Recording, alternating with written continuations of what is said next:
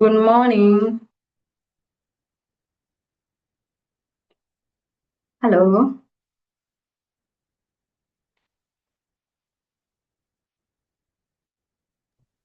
Morning. Am I Good audible enough? morning. Yes.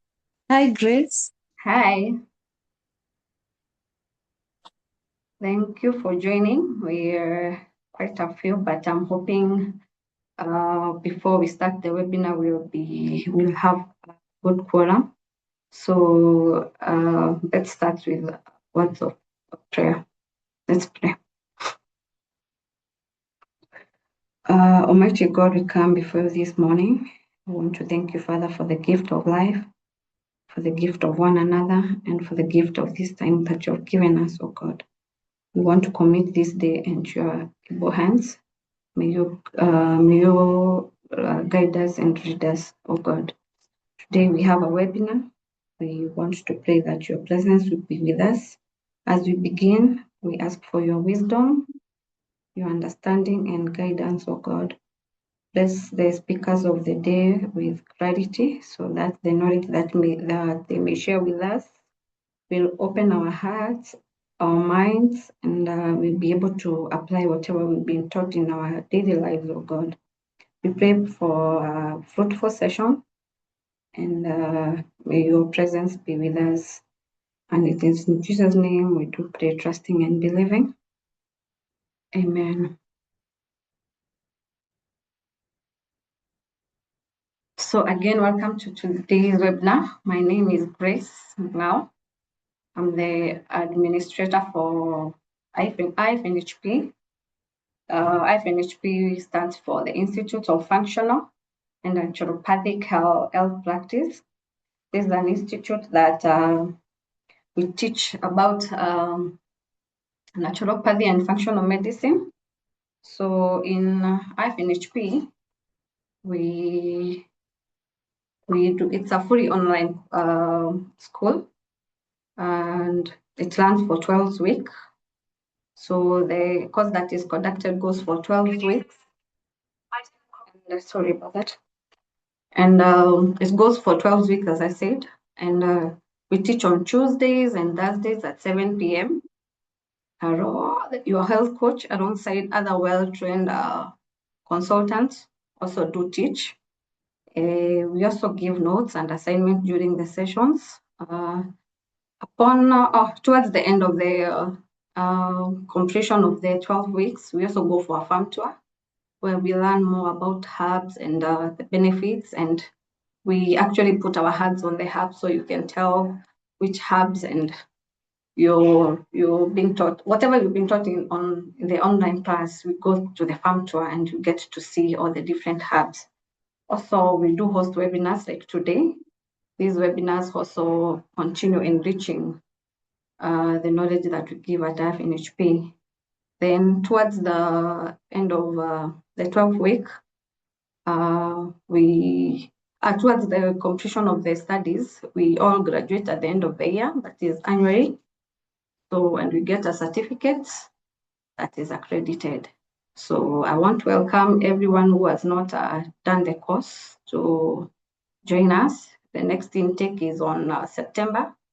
But for more details, you can call me, you can WhatsApp me, you can WhatsApp the school, and I'll give you the details.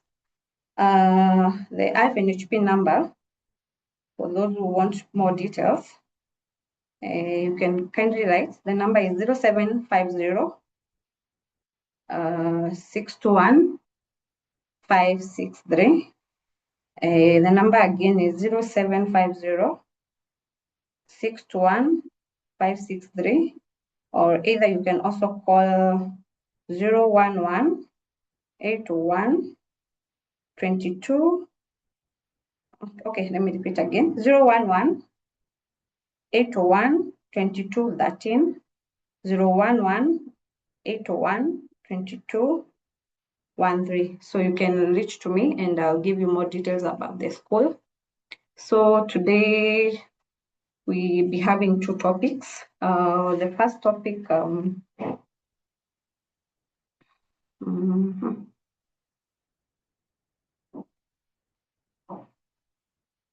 we'll be having 2 sessions. The first session begins now to 12.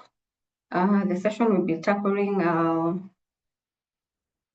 the topic will be, okay, just a minute, raising healthy children naturally. And we are pleased to have our founder, Carol, your health coach, will be taking the topic and enriching us with the knowledge she has. Then the second topic that we'll do at 1 to 2 p.m. It's a continuation of the other topic that we did the last month we had the webinar, and we'll be talking about about health and wellness. So I welcome you, and I hope you are all prepared for this day. I hope you all carried a notebook, a pen, and maybe something to keep ourselves hydrated as we get the knowledge that Carol will be teaching us, and the other consultant in the afternoon session. So at this time, I want to welcome Carol, your health coach, to start teaching us about raising healthy children naturally. So we can welcome her by giving her and some emojis. So you can, I'm sure you do it. You can react by sending an emoji to welcome Carol. Carol, welcome. Thank you, Grace. Thank you. Thank you, Kate. Thank you, Lucy. Asante, thank you very much. It's a beautiful morning, and we thank God for the month of June is coming to an end. Every time we are doing our monthly webinar, it's usually a reminder that we're about to pay rent for those who are paying rent. It is a monthly reminder that the month is over. And I hope that the month has been good for you, has been good to you. No matter the circumstances, in naturopathy, we flow with nature. So it doesn't, however, whether there are difficult moments or whatever, we embrace every season of life. And as Grace has said, I have come with my notebook, I have my pen, and I have my kombucha. That is what I will be taking today. So when we log into these sessions, we advise that you come with a notebook, with a pen, and with something that you can sip. I'm glad to see people are still streaming in. I'm happy to see Annie, Chris, Galaxy, Geshohi Jane, Hanamburu, Jacinta Mudhoni, Jedida, Kate, Como, Lillian, Lucy, Margaret, Mary, Millie, Minth, Vivo, and Windrose, as other people are streaming in. Feel free to chat on the chat box, ask questions. I also enjoy learning when I'm here. It's not that I know everything. I don't know everything. I keep learning every day, every moment. And today, as Grace has indicated, we are here to learn on raising healthier children in the most naturopathic and functional ways of life. Functional ways of life. Naturopathy is it's a choice that someone makes to live by, where we live by laws of nature, and we work with what traditionally worked and what works in the civilization world, see what works best for you and for me. So in naturopathy, we reduce the processing. We always ask ourselves, whatever I'm saying, whatever I'm doing, whatever I'm eating, whatever I'm drinking, is it in its natural state? If it's not in its natural state, what processes have been involved? So we do not try to run away from the processes because we are in a world where we're in the 21st century, so we can't say we live like we will live like we are not in a world that does, like, for example, in naturopathy, you're using your phone, or you're using don't use your phone, don't use your laptop because it's radio energy. But we work with what was working before then and what works today, and then we see how to blend them together. Functional ways of life, functional medicine or functional treatment is we will not get you out of your normal environment. We have to sit with your normal environment. What is functional for you? What is working for you, for your home environment, for your work environment, for your culture, for your the area that you live in. Like, for example, if I was advising someone who is in, let's say, coastal region, and I'm telling them every morning you have to wake up and you have to eat, you have to go to the tea plantation and roll on the tea. It's just an example, and roll on the tea plantation. That will be very unrealistic, and I'll be getting them out of their normal way of life, because in the coastal region they will not find the tea leaves. If I tell someone in central region that every morning they have to go and swim in the ocean, I'll also be getting them out of their usual functional way of life. So in naturopathic and functional ways of life, we merge what is natural with what you have. So what the teachings we have, we keep having here, it's up to you to listen keenly and see which one is functional for you. It is not cast on stone. It is not for everyone. Again, if and when you join our class, I'm sure Grace has told you about our class. This is our curriculum, which we are very proud of. 12 weeks program you learn. When you join this class, you will learn something we call bio-individuality, that what works for me, it doesn't have to necessarily work for Grace. For example, if 5 of us went to a hospital with a headache, and we were all given maybe paracetamol. I'll just use a random one, paracetamol. But yet 5 of us, no one sat down to think about what could have been the root cause of this headache. So bio-individuality is where you have to listen to that person, listen to where they are coming from, listen to what they ails them. Then you look for a root cause, because in naturopathy we treat the root cause. We go back to the root cause and never the symptoms. So if these 5 people are having a headache, one could be having a headache because they didn't sleep well. The second one could be having a headache because they are dehydrated. The third one could be having a headache because they are hungry. The fourth one could be having a headache because they are stressed out. And the fifth one could be having a headache because their eyesight is giving a problem and they need to see they're called what? That one, Dr. Iwamacho, that one. If the 5 of them are given paracetamol, it will be unfair. It will not be a solution for the 5 of them, because the one who is dehydrated was supposed to go and do what? Was supposed to go and drink water. The one who was having a deficit in sleep was supposed to go and sleep. That is now functional medicine, where we see you as an individual and we listen to you and we dig together. And also we find a solution. So whatever we teach here today, if this is your first time to have this session, just know that it is not cast on stone. I'll use the last example. This is kombucha. This is black tea kombucha. So I can come and buy kombucha because you can buy kombucha because you have acne. Someone else can come and buy kombucha because they are constipated. Someone else will come and buy kombucha because they would want to help in managing arthritis.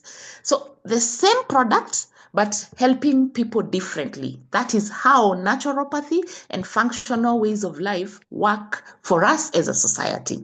And so today, as we talk about raising a healthier generation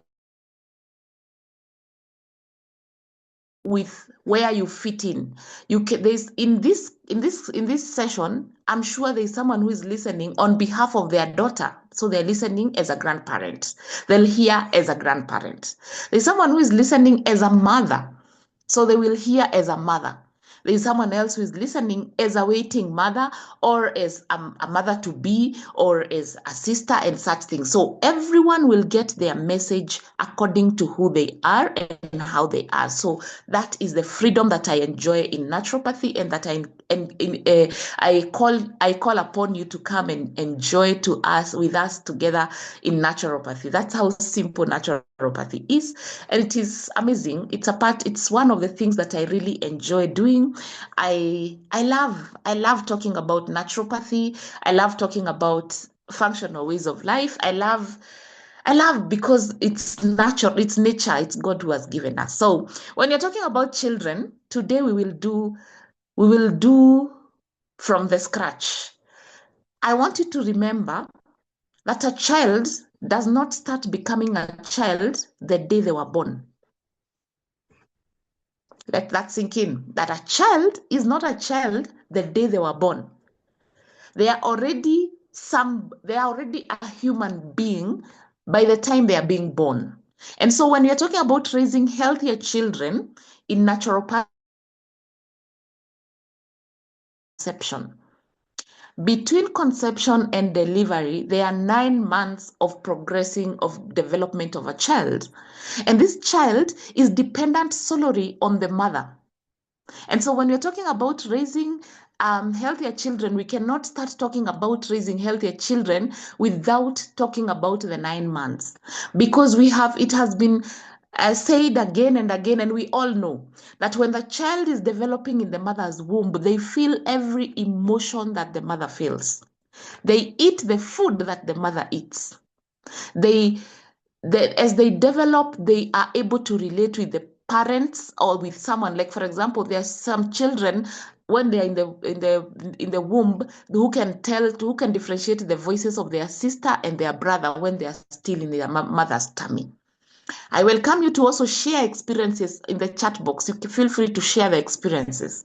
And so when we are talking about raising this child, we need to talk to the mother, who is the mother to be, or the pregnant mother, or the mother who is now helping this child to grow. What is this mother feeding on? Allow me to say this again. In naturopathy and functional ways of life, again, something you will learn in this class is that when we are talking about raising a child or getting healthy, most people, the biggest population, we see diet. In our class, diet comes as almost number 5, because diet is important, but it is not the importanta. I don't know whether there's such a word in English. It is not the most crucial, but we have made it like the center, the pivot. So we are eating all the good foods, but we are leaving out on all the other circles of life that will help us to get well. Even if you eat the best food ever, and your emotional health is not okay, zero work. If you eat all the good food and you do all the good exercises and you do not rest, zero work. Again, spirituality, if your sexual and reproductive health is not in line, if your mental health is not in line, if your emotional health is not in line, if your home and work environment and the way you relate with human beings and you will not stay healthy.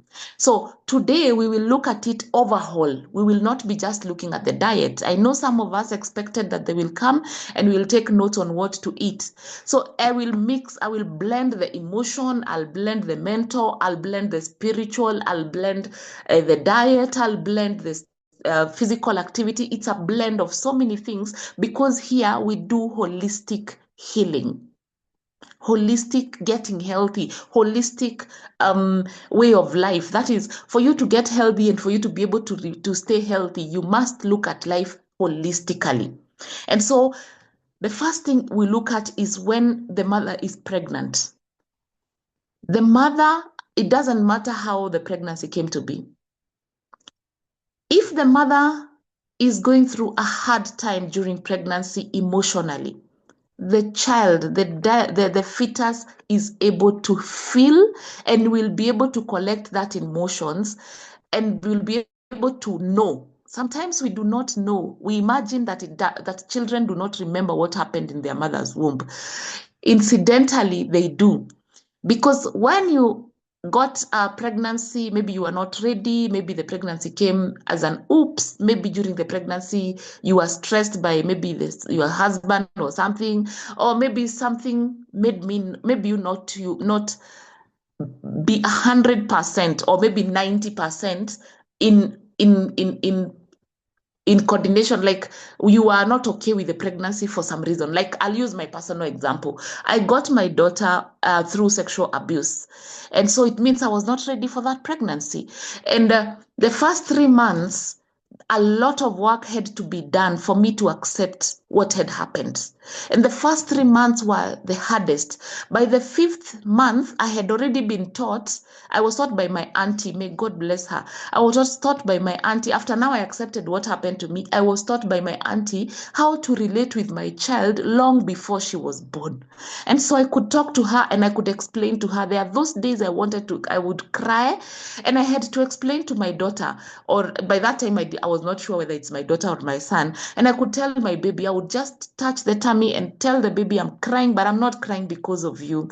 Yes, I know how you came to this world is not how it's supposed to be, but I love you and I accept you and I will raise you as my child. That is the best lesson that I was given by my auntie.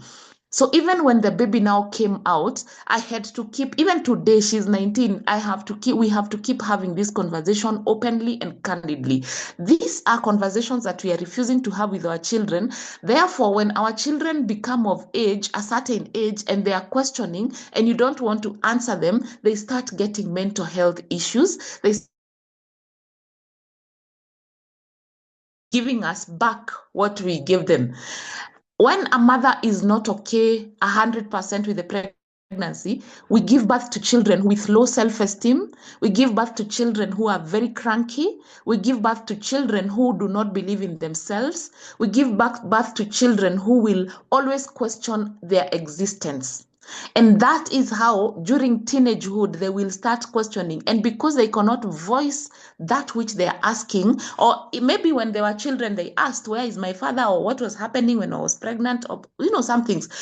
And we don't tell them, they start becoming rebellious. They become either they become rebellious, or they shut out, or they don't know how to deal with that trauma. What am I saying? I'm saying that it is important for you as a mother, when you're pregnant or after pregnancy, to also help your child understand how the pregnancy was. Some of the ailments I'm seeing in my office every now and then with children or with even grown-ups, the ailments are coming from the questions they have about their time as in their mother's wombs.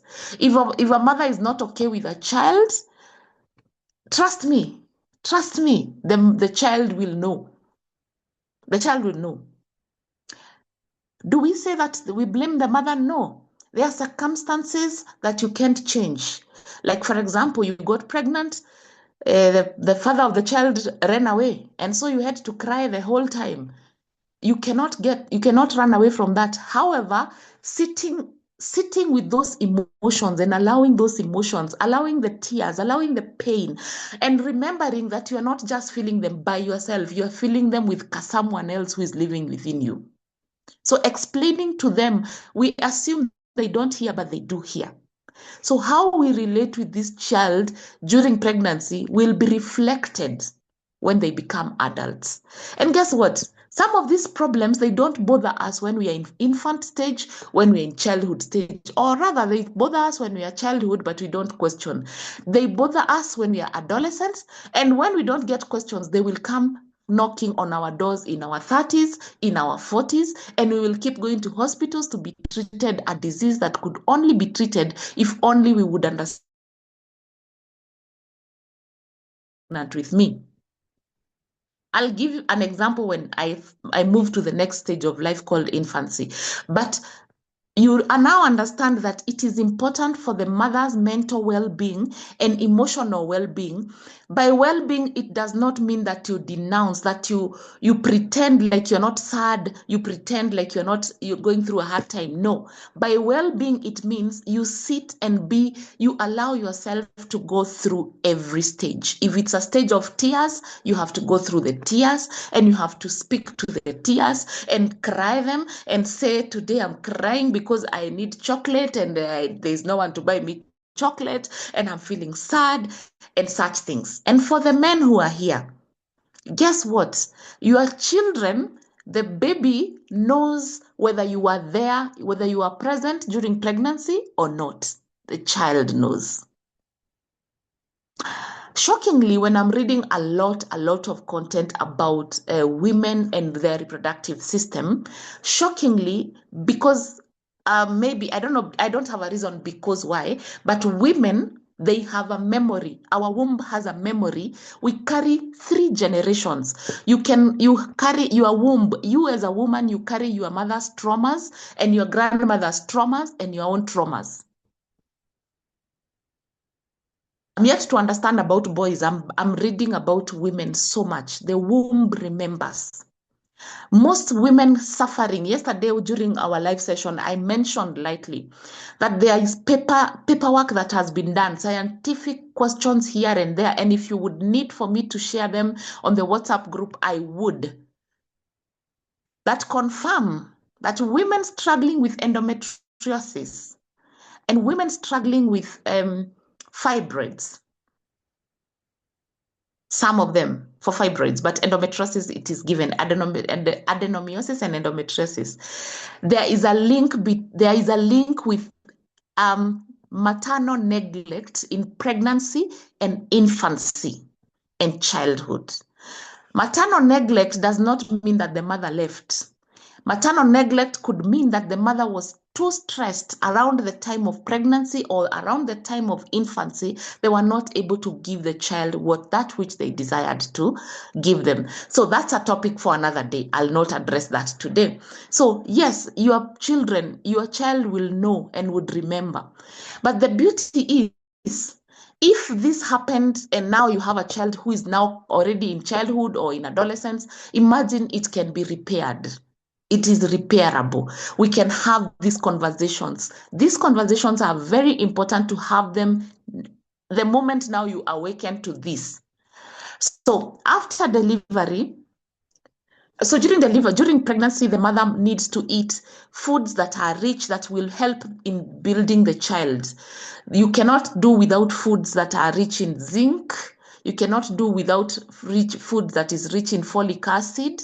You have to do foods that are rich in calcium. You have seen when a woman is pregnant, that is when the teeth remember, that is when the nails break, that is when the bones start misbehaving. Some zinc, some magnesium, some healthy minerals with your child. And so if you're not refilling your cup, then how will you refill your child's cup? So I'm a pregnant woman. I know we have cravings. I know we have all these things. We have to be very conscious about what we are eating. I see most of us totally and solely rely on I don't know, I never took them, so I have not interacted with them, but I see these days prenatal care, it's called prenatal, that you are given some tablets. Are they tablets or are they capsules, something, to give you folic acid, to give you zinc, to give you, I don't know what. It's okay. If that is where, if you have to take them, it's okay to take them. But if you are told that pumpkin has folic acid, why not take pumpkin instead of taking tablets? Food for thought. If you are told and you learn that nuts have zinc and you need zinc, is it easier to take nuts or is it easier to take the capsules and the tablets that are processed? Food for thought. I'm not saying yes or no. It's a choice that you have to make as a person. If you're told calcium you can get from sweet potato vines, calcium you can get from mulberry, Calcium you can get from cassava vines and cassava itself. You can get calcium from avocado seeds. Is it easier for you to eat the food, or is it easier for you to take the tablets? On the comment section, tell me on the chat box, which one is easier and why? Why do you think that one is easier? Which one is better? So pregnant mothers or mothers to be, or if we are taking care of a pregnant woman, would we rather feed them whole meals, foods, or would we rather give them tablets or capsules or injections and all these things? We are busy looking for HB for blood for our mothers, and we have to buy blood from the hospital or from a syrup. My people, why are we buying blood? Where are we having to go and buy a syrup? When amaranth, when indigenous tea at R&B, in 2 weeks your HB will have improved. When you can take that terere, when you can take that sweet potato vines. Are you seeing what I'm seeing? What are we doing? Because when you eat food helps you in building. Food is a building block for your blood. So food is not a temporary answer. Blood transfusion is a temporary answer. The syrup that I don't even know the name that you get from a hospital is a temporary answer. So why not take the food to help the building block? Why not build a permanent home for your blood? Because you need blood, your child needs blood. So why would you want to rely on transfusion or on the syrup when there are so many other options that you can get? If you don't know the options, please visit our R&B shop. We have natural options that can be able to help you restore or give you building block for your blood. All right? Blackstrap molasses. It boosts your blood in 3 weeks. That's Grace.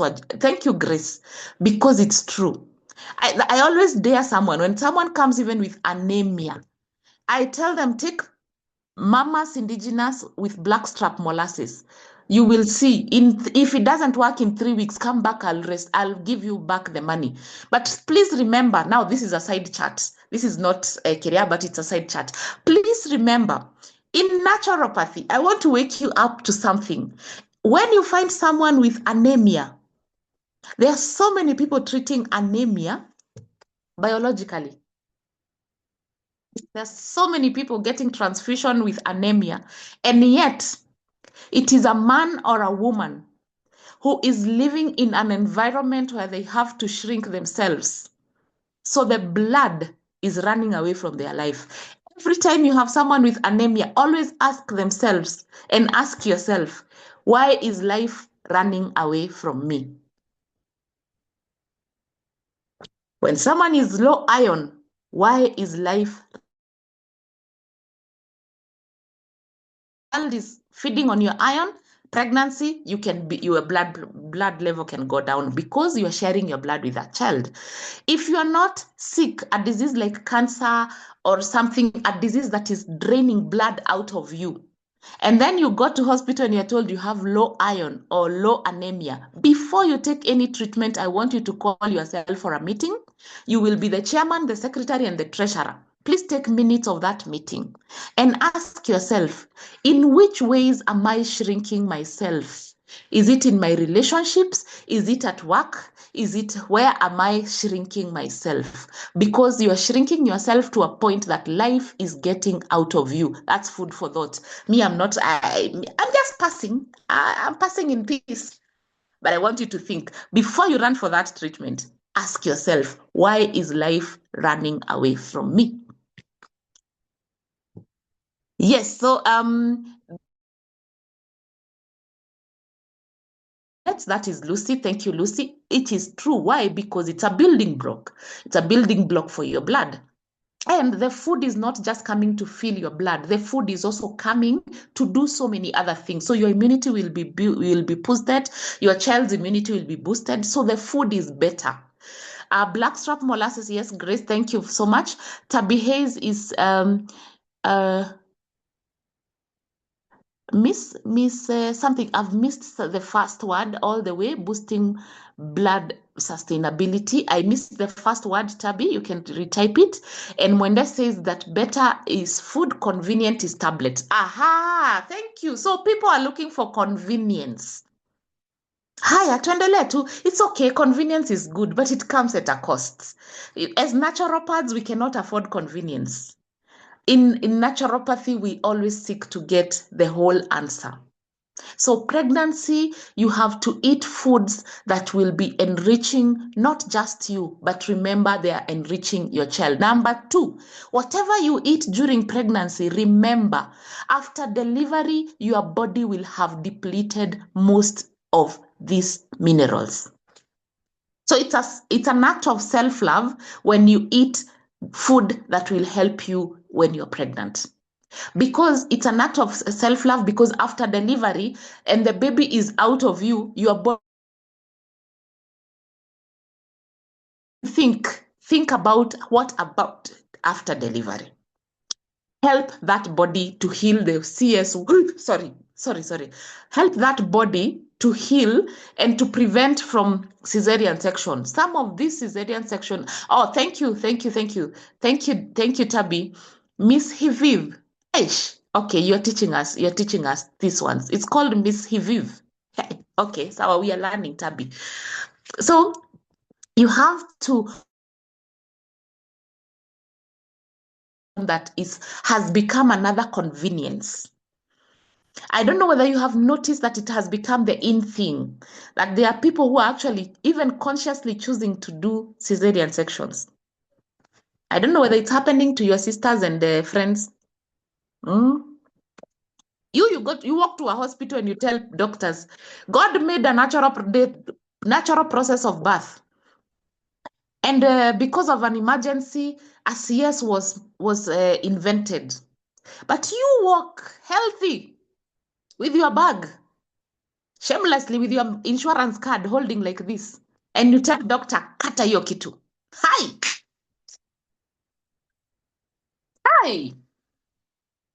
my people. What are we doing?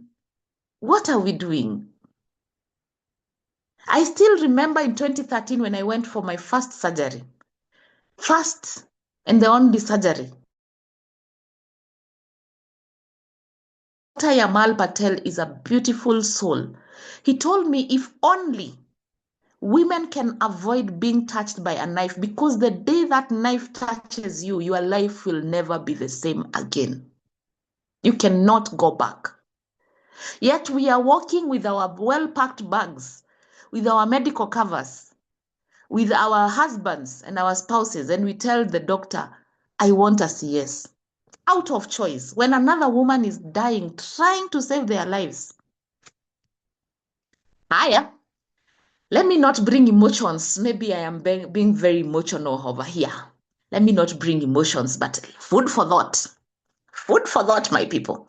So you can there are some even other things you can do to prevent cesarean sections. I don't know whether Jacinta Ngendo is here. Jacinta is one of our graduates.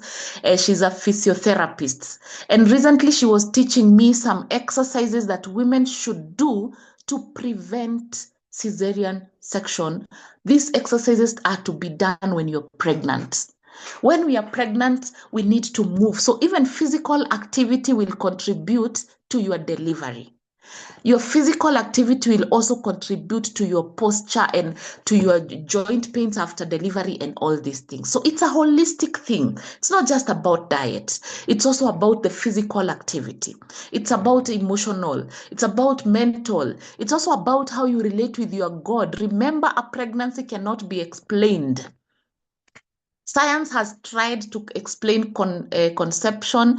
We can try and explain the process, but no one except God knows how that process is. So it means then that When you're pregnant, you have to relate with a superior being, with a higher being who understands what's happening inside you. It doesn't matter whether you call him God or universe or you are an atheist, whatever, but there's a higher being. You have to accept that there's a higher being that has power over you. That is how that pregnancy is thriving in your body. So your spirituality also really matters. And so during pregnancy, we have to look at a whole human being, but then we have to remember these are two beings who are living in one environment. That's a difference. Then now delivery comes. When the delivery comes, some women experience postnatal depression. Some women experience because of health, because of maybe emotional, mental, chemical reactions. Sometimes the hormones can, you see, during pregnancy, there is a lot of chemical exchanges and hormonal exchanges. So it can be caused by anything. There are women who will experience thrombosis. I've seen women who experience excess bleeding. There are so many other things that could come up with that. And so could come up with delivery. And those things could contribute to you not being a whole mother, a whole present mother to the child. And this is where now you have to realize that now the child is out of your belly, so you need to ask for help. Because in naturopathy, we believe we should help each other. You need to ask for help where necessary. Remember, even your bodies, as the body is coming back to its senses, a mother needs help. Remember, a child will do and will live the way you lived, not the way you told them to live. So again, we imagine that the child never noticed that the mother never rested. We imagine a child that does not notice. Your child notices if you ever ask for help. Your child notices if you ever accept help. Your child notices if you ever rest. And when they become of age, they behave the exact same way you behaved. So the first lesson you start teaching your child as young as when they are born is it is okay to be helped. It is very okay because it's healthy. That's how we are having so many baby girls after adolescence who are struggling with hyper-independence because they don't know. Their mothers never ask for help. Their mothers never taught them that it is okay to get help. Or even now, you are raising a child, but you as a mother, you never get help. Or you never even accept that you need help. You never accept you are down. There's a parent here who has never shown their child tears because you don't want your children to see you crying. On the comment section, share with children, see and know that we are down or we are crying or we are broke. Should we do that?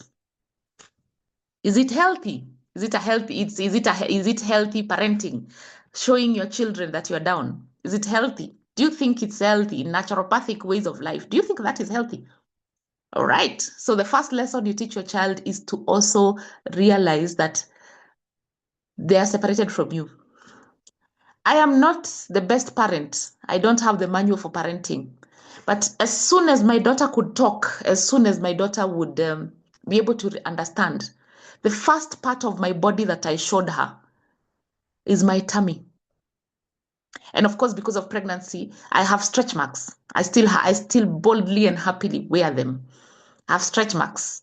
And then because of delivery, the tummy is soft. Sahi ndio najaribu kufanya flat tummy. Now I'm trying to look like a snake. But let's say it's a lot of work. I showed my daughter my umbilical cord. And to date, when we meet, when she's having a low moment, or when we meet, the first thing she does is she touches my tummy and she will always lie on my tummy. And the reason why I did that, and the lesson I taught her from that moment, is that from the day you were born, I keep telling her that story. The day you were born, she was born at 1:55 a.m. on 12th of May. It was on a Thursday. Few minutes later, the placenta came out. and the doctors had to separate her from her placenta that was feeding her through she was in my womb. And 7 days later, after I had started breastfeeding her, 7 days later, the small part of the kamokonyo, the umbilical cord, it came out and I was in pain. I don't know whether there's any other woman who has ever felt that kind of pain. I was in pain as that thing was coming out from her, not from me, from her.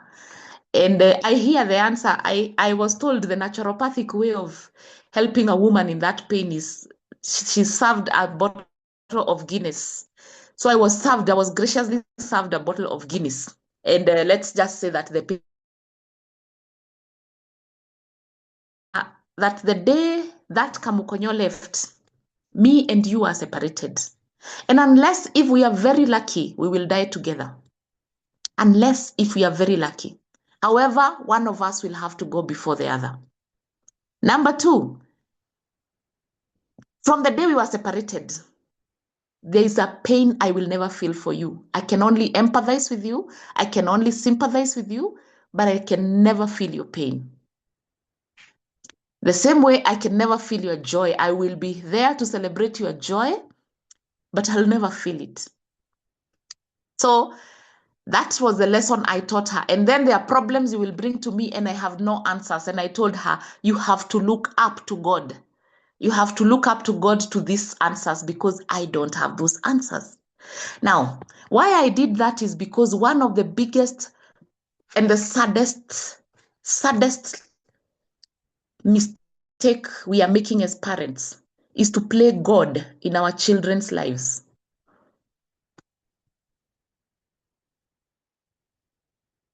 Most of us are playing God in our children's lives. If you are not God to yourself, how can you be God to your children's life? How do you want to control everything and every aspect of your child's life? How do you think that your children cannot survive and they cannot live without you? Guess what? You can die and they will still grow and they will still continue. How come you cannot rest? You don't take time away as a father. You don't take time away as a mother because you think your children will die without you. So the best way I could be able to relieve myself from that slavery was to teach my daughter about adults about Mokonyo. I do it. That every time you feel like someone or something cannot do without you, always touch your belly button. And remember, you were separated from your own mother. Your own mother was separated from you. So who can't you be separated with? Is it that husband? Is it those children? Everyone have their own belly button. Please, as we do this, as I sip my kombucha, touch your belly button and see if it's there. Check if yours is there. If yours is there, then choose to live your life. Choose to rest.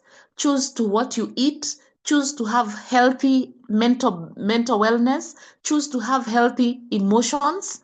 Choose you. Refill your cup. If Grace's cup was not full to be able to sit as the administrator, she would not be able to have come here, hosted us, and she's as empty. She's not running on empty. If my cup was empty, I would not be here. So as a parent, if you want to raise a child who is holistic, you first must be a whole parent and teach that child through your actions, not through your words, through your actions, how to be holistic. Holistic means that even the words that come out of your mouth, what kind of holistic are they? Many of us are also hiding in religion.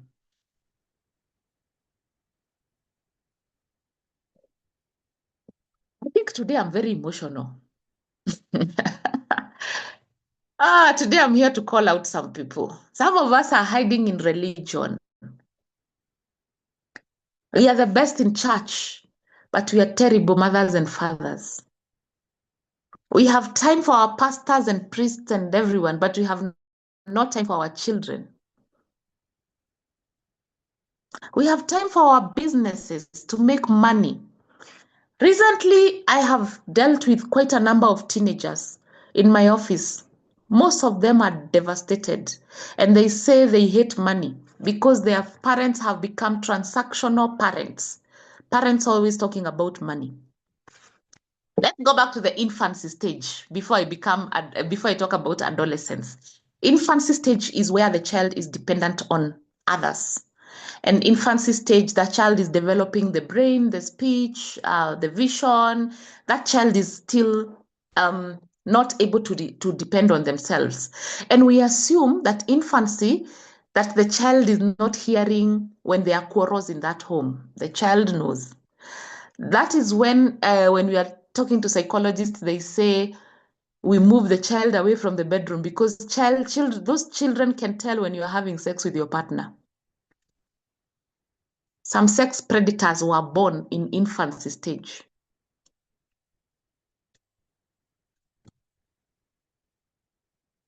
Mm-hmm. Mm-hmm. Mm-hmm. Because a child can see the actions but cannot tell.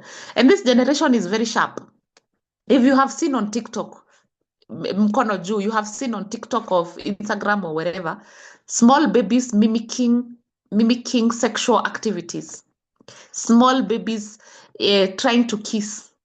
You have seen. I'm sure you've seen. This generation is smart. They can see. It's only that they don't know how to interpret. They don't know how to, the brain is not fully developed. They'll start interpreting it when they're in their adolescent stage. So it's very important even to stop, like a parent, you think that you can dress in front of your children because they are in the infancy stage and they won't notice. They know nakedness. They will know. So when we are talking about holistic raising, in infancy, you need to be a conscious parent to know that that's a human being. That's not a child. That's a human being. And they can see, they can read, they can hear, they can feel. When a mother is not happy, the becomes bitter and the child stops breastfeeding. If someone walks in and the mother is not okay with them, the mother is not happy, the milk will disappear or the milk will become bitter because of the wiring of the human being. Okay? So in the infancy stage, as much as you're considering your diet and everything, remember your emotions, remember your mental health. In Kikuyu, when we're breastfeeding a child, we say, mwana wakwa toga. It says, loosely translated is my child. Loosely translated, it means please breastfeed. But the proverbial part of it is my child, get rich. My child, toga, my get rich. I'm enriching you with my milk. Toga, get rich with your immune system. It's a blessing a mother gives to a child. Toga, be a blessing, like be blessed with wealth and wisdom and everything. So this is a connecting point when the mother keeps blessing the child. And so the breastfeeding itself is a way of bonding between a mother and a child. It's also a chance for you to repair the damage, any damage that could have done that could have happened during pregnancy. Maybe anytime you neglected that child without knowing or without knowing. This is a chance for you to talk to your child, my boy, my daughter. May you grow to be who God intended for you to be. This is a chance for you to bless your child. This child is now, you are just speaking life into this child. But what do we do, especially as African parents? My child looks like the mother-in-law, and you hate your mother-in-law. So you start saying that the mother, mapua, this one is for Nani. You are even gossiping when you're still holding the child. Breastfeeding them, bana. We are comparing them with God knows who and what. We are not speaking life into these children. And they hear. They might not understand fully what you are saying, but they know when something is negative and something is positive. They know. So can we change also what we are feeding them in their ears? what we are feeding them in their eyes. Oh, be careful, little eyes, what you see. Oh, be careful, little ears, what you hear. The kind of music that you play for your child. My daughter, when I was pregnant and I used to have very difficult moments, I could sing for her, God will make a way where there seems to be no way. When she was born, that song is the song that she could still sleep through during infancy. Anytime I sang that song for her, she would just lean on and just sleep. So that song you used to play when you were pregnant, even in infancy, the child remembers. And even in childhood, the child remembers. Our ears, what are they feeding? Is it Johnny Demed, Ed Kamarua, Wajiro? There's no problem with those. No problem. If that is, like, you get what I'm talking about. Hmm? You get what I'm talking about. Yeah, some of these things we are feeding, we are putting here. And then when our children grow up and they become that, then we start saying, oh, do I talk it here? Oh, I don't know who they look like. I don't know who they choose to be. We predicted who they will be when they were that young. So infancy, be careful what you feed their eyes, be careful what you feed their ears, and in their mouth, the best thing to feed is your breast milk. The breast milk comes with the immunity that the child needs. The breast milk comes with everything that God created, that God intends for that child. Remember, the tummy is not fully developed. So they don't know how to process these foods. So I've seen another point of convenience. I don't know, maybe the young mothers in the house will tell us why. But I don't know whether you have noticed that these days it's easier. It's the in thing to what is it called? To pump milk with that thing that thing, breast pump. It has become the in thing. You people, what do you think? What is happening, young mothers? So these days we pump and then we leave it in the fridge and then we are busy. We cannot take time to breastfeed our babies. What's happening? Ebu, help me understand what is happening. How come we've become busy all of a sudden? My people, help me. Help me on the comment. Help me on the chat box. What is happening to our generation? What point does the mother bless? Hold up. At what point does the mother bond with that child? I think last month, but when I was in Eldoret, and this is true story. We were there in the shop, and a young, beautiful lady came, and we were having a conversation. Then I told her to breast. She asked me, "What do I do when I'm breastfeeding?" I don't know what. And I told her, "Why wouldn't you breastfeed your child for 2 years?" She told me, "No, I'm too busy. Even those 6 months, I can't breastfeed." And there was an old woman there. She was like, "What did you just say? You are too busy." So please, I don't want to judge. It's not my place to judge you because I don't understand. Help me understand why the breast pump has become the in thing. Just help me understand. Maybe there is a reason that I don't understand. Help me understand. Oh, help me. Oh, let me see. Too busy working to give them a better future. We are busy chasing the bag. Hey, okay. All right. Mothers, nurturing. What is nurturing? We were called to nurture. Oh, we don't want to smell the breast milk. Hey, Chinekeo. Hey, hey. So again, we don't even want to smell. And I also met another group that told me they don't want to eat some jahe and some food because they'll get fat. Hi. All right. Okay. Sawa, we will continue.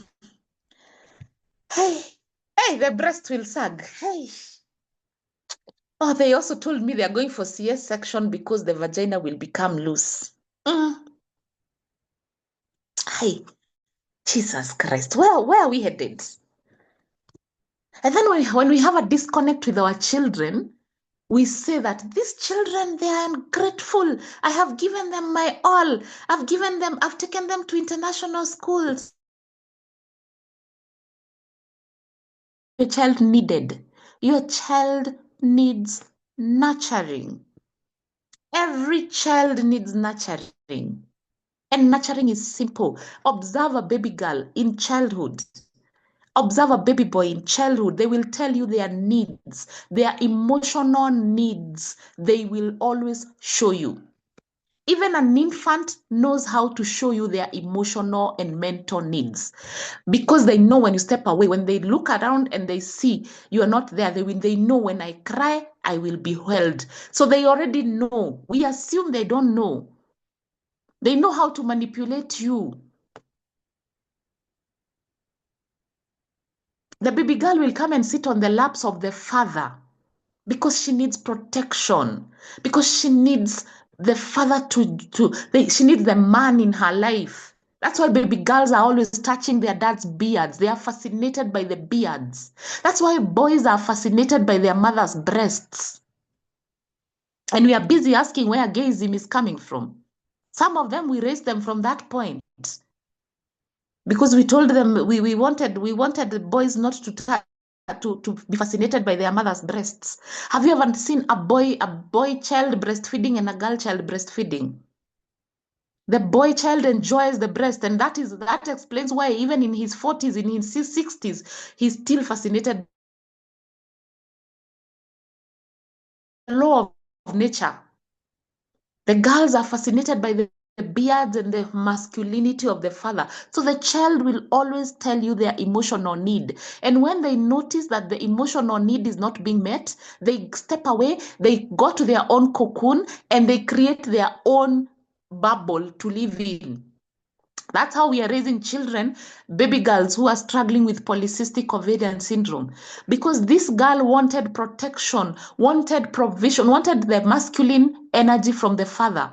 But the father was not there to provide. So the girl went away and created a bubble. And now she lives in a bubble of hyper independence. She grows beards. She has excess weight. She is mimicking the father that she never had. Can I say that again? We are raising boys with low sperm count. They get of age, they marry, but they have low sperm count because they were desiring to be approved and validated by their mothers when they were young. A boy will always want to be validated and to be asserted by his mother.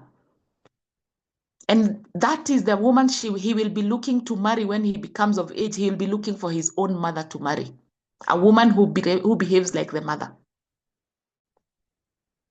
So the emotional needs, the mental needs, the spiritual needs, that's when you instill the spirituality. Even the Bible says that when you instill, whatever you instill in your child as they are young, they will never forget. They'll never depart from the word of God. So that is the best time to instill that which is you desire, that which that you think and you feel it is important for your child. So as much as we are saying raising our children and we want to look at the diet, as much as we are talking about the diet, we need to be very honest about the holistic child we are raising. We are also raising children who cannot live with human beings. They think that the big question I always ask, if you died today, God forbid, but if you died today, who would live with your children? Would they be able to raise them? Do you know there are children who even are left by their parents because of death, and no one can raise them because they are spoiled brats? If you know what I'm talking about, Mkonoju. Yet those children were fed good food, they were taken to good schools, they were done for everything, but they were never taught how to relate. Teach your children to relate with human beings. There's a child who can come to your house and spoil everything. There is a child unasikia anakuja, it's your daughters, it's your niece or your nephew. You know they are coming to your house. You hide every glass and every knife and every God knows what. You know them. And some of you are your children. You have not taught your child to relate with human beings. Again, I'm not the model parent. Oh God, I have failed enough times. I'm not the model parent. But my daughter will bear me witness. And from when she was in primary school, I told her.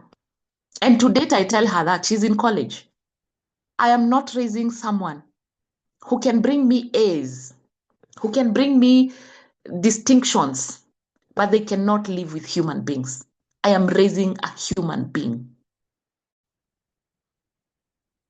You have to keep telling your children, I am raising a human being who can relate with humans. I am a radical parent. I am not, don't copy me, but I'm very radical. Because when I was being raised because my parents or my grandparents, maybe they didn't know better. They didn't know better, so I don't blame them. When I'm told my grandfather is the one who received. I love using my personal example so that you can know I'm not perfect. I also have my own flaws and all issues, and also to know I am a human being. My grandfather is the one who welcomed Mzungu when he came into our village. So Christianity, I was raised a very staunch Catholic. I'm still Catholic. But my grandfather taught, because of what they were taught, maybe I don't know what they were taught, but I always assume it's what they were taught. They raised my parents and their siblings, feeling that anyone who is not Catholic was not godly enough, was not enough, the superiority complex. And so in 1997, I sat down with my priest friend. Today he's still my friend. And I tried to ask him questions that he could not give me answers. When I became of age, I quit all churches. I quit church. And I raised my daughter out of church for 6 years. And because I had gone before God and told him, God, teach me who you are. Because the kind of God I'm hearing, I don't understand why you can be God and I'm being told other people are not better than me. I mean, they are not they are not my equal, or they are not better. I hope I'm making sense. Am I making sense? So my daughter, for the first formative years, I taught her a lesson. I used to tell her, Precious, if we are in an estate where there are so many different religions, I used to ask her, today, if you are cut here, your blood will be what color? Then she would say red. If so and so, let's say Hadija was cut here, and the blood came out, what color would it be? It would be red. If a Muhindi, there is a Muhindi who was living nearby, if a Muhindi was to be cut, so does it mean we are all human beings? Sorry. And she would say yes. And so the first few lessons I had to teach her is that your religion does not make you superior or inferior. Because that is why I said some of us are hiding in church.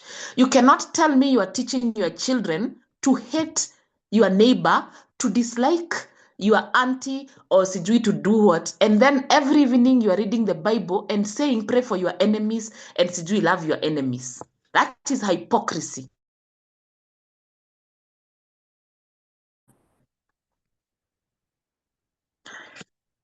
Do we continue?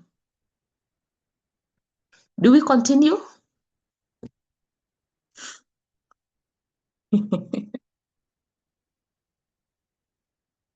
Thank you, Kate. We continue. If there's someone who is being injected, injection is very good. It is very healthy to be injected. So let us stop being hypocrites with our children and expect them not to be hypocrites with us. They hear what you talk about your boss with your husband or with your wife. They hear how nasty you talk about other people. They know. And so they will do the exact same thing. Whether you tell them not to do it, they will do it. So if you're talking about religion and you're the person who keeps telling your child that Muslims are bad, Islam is bad, Hinduism is bad, it is whose place? Who told you are better because you are Christian? And who told you are better because you are Muslim? Who told you are better? Higher, let me stop at that. But you get what I'm talking about, holistic children. You want to teach your children I am just about to launch a program called Unbottled. You will watch it on my YouTube channel. And I sat down with quite a number of people who have gone through addiction of substances, alcohol, weed, and such things. And guess what? All of them, they say they were introduced, they started alcohol either from their father or from their uncles or from observing the people around them who are family members. So you want to tell your children drugs are bad. I'm not saying don't take alcohol. I'm not saying you don't take it. You take it if you want. But they shared how as children they would wait for guests to go home. After guests go home and they were drinking alcohol and there's some that was left here, they used to taste. And that's how they became addicts as adults. You don't.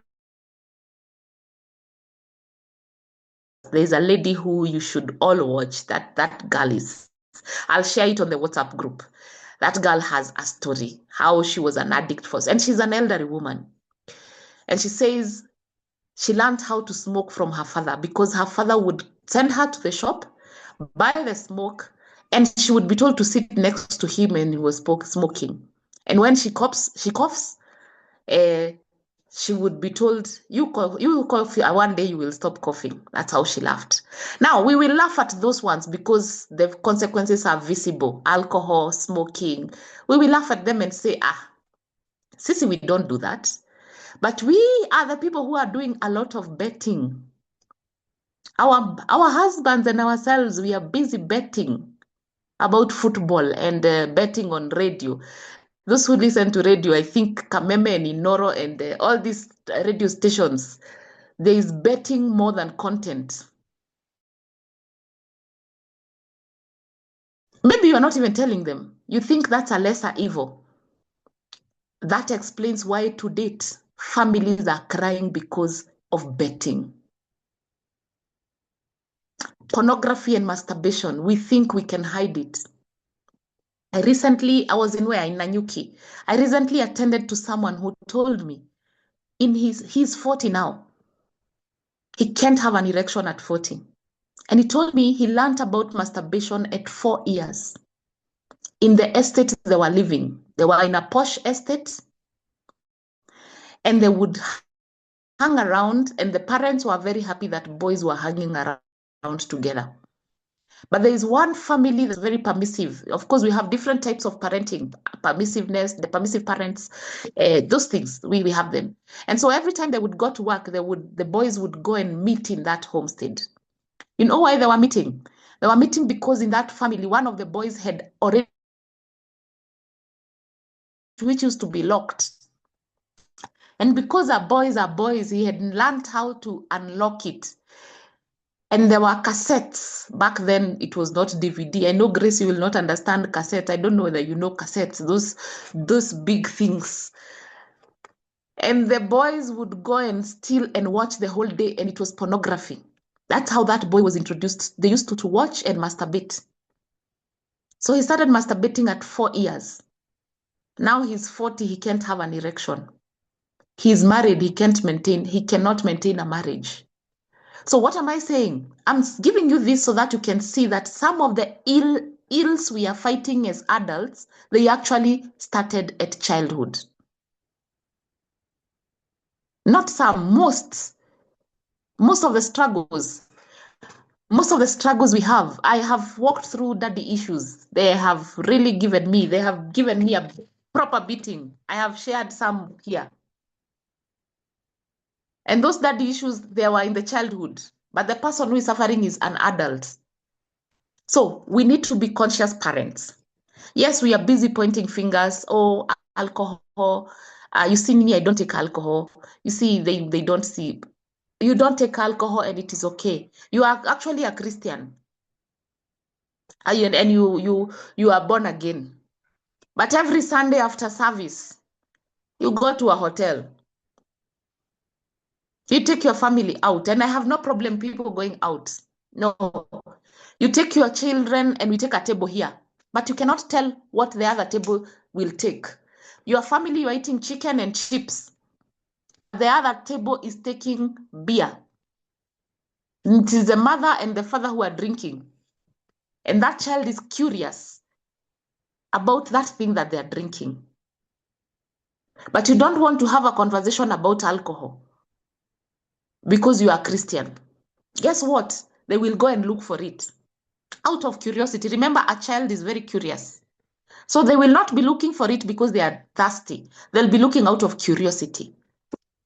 Another thing that you can borrow, you don't have to copy me, I said. You don't have to copy me. Another thing you can borrow that I did when my daughter was joining boarding school. Before that, my cousin shared with me and told me, because she told me she started masturbating at class 6. And she was not watching pornography. She was reading novels. So she loves books, but she used to buy novels without knowing. Out of fantasy, she could read those sexual things, and she could read and she could try, and then she felt the pleasure. So she told me my mom was very happy because I could read books, but she didn't know what kind of books I was reading. Then she told me when she became of age and she went to college, she actually was in one of the best schools, got her A, and went to the university in one of the institutions that is owned by the church, that is known to be very well mannered, very strict, and all these things. She went to one of those universities. And the first semester, without knowing, because again, she had not taken alcohol, she was good. And she had never been told by anyone. She thought alcohol is very bitter. And she had never been told by anyone about marijuana. And so her friends gave her cookies. And those cookies, they had marijuana. She was sexually abused by 8 boys. And she told me, Carol, I wish someone told me that marijuana can be put. She also told me, I wish someone told me that alcohol is not bitter. That information was very timely because my daughter was becoming of age. I took my daughter. She was joining boarding school in class 6. And one of the reasons, it was also an intentional move for me to take her to a boarding school in class 6 because I have raised a child by herself. Today I am exposing myself. Lakini ni sawa too, it's okay. I only have one child. Selfish. Because the world revolves around them. So if you're raising one child, be careful not to raise a selfish child. So I had started noticing that this child thinks everything, which is true, everything in their house belongs to her. So she doesn't know how to share. She doesn't know how to, she doesn't know how to share her space. So I was very intentional when she became she joined class 6 boarding school so that she can go and learn how to share with other people her space, her items, and also how to take care of her items, because a child who is alone, they also can be very careless. Because anyway, si mom will buy another one. If you are raising one child, you know what I'm talking about. So I made a conscious decision and I took her to boarding school. And I was very specific. I took her to a boarding school which was mixed so that she can interact with boys. Even her earlier primary school, she was in a school where she had to interact with boys. So before I took her to boarding school, I took her hand. I still remember how we walked to Ketias. I think it's called Ketias now in Thika. And we walked to the liquor store together. And I bought a bottle of whiskey. I bought a bottle of this. I bought as many types of alcohol as I could. Then I called one of my friends. Don't ask me which one. And I told them I need weed. And I need it in cigar form. And I need it in cookie form. And I need it in brownie form. Then we came home. And I explained to her, this color is called whiskey. And I want you to smell it. And I want you to taste it. And she smelled it. It's like, it smells bad. I'm like, yes. She tried here, it's bitter. I'm like, yes, it is bitter. Then I looked for the sweet one. For those who don't know, for the Christians, forgive me if I am taking you into temptations. I'm just, I'm still a born again Christian. I have not backslid, but it is important for you to know this. And I told her, this one, I want you to smell it. It smells like sweet. Taste it. And she said, it tastes nice. I'm like, yes, but it's still alcohol. And I told her, anytime someone gives you, I want you to taste it from. You have to teach your child that alcohol, you will know its taste from here, not here. There is some that will taste good here, but here you can tell the alcoholic part of it. Then I sat her down. Again, I live in a very beautiful estate. There are some young boys who are smoking weed. I took her to that group where they were taking, and I told her, that is smell. That is how it smells. That is how weed smells. Then I told her it can be put in a cookie, it can be put in a brownie, it can be put in a this and this and this and this. And I told her, now ask me those questions. Let's have these conversations. And I told her, these are the consequences. Me, I'm not telling you to drink. I'm not telling you to eat. I'm telling you this and this and this and this and these are the consequences. So from Kitambo, I have taught her that every choice you make has consequences. Always verbalize that to your children. Verbalize it. Every choice you make has consequences. So does it mean that I'm raising a perfect daughter? No, but I was the one who introduced her, who let her not to ask those questions. I'm also the person, I think I'm a very weird parent.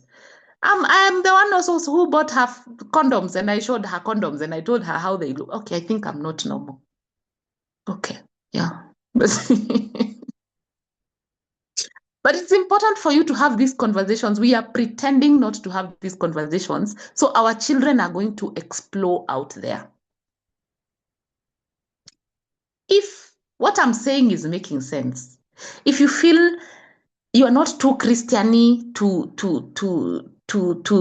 condemn me, please encourage me on the comment section that I am still going on well. Continue pale kwa chat box. So what am I saying? That we are also hiding in religion. Thank you, Tabby. Thank you, Grace. Remember our generation, millennials. Grace, you're not a millennial, so you are a millennial.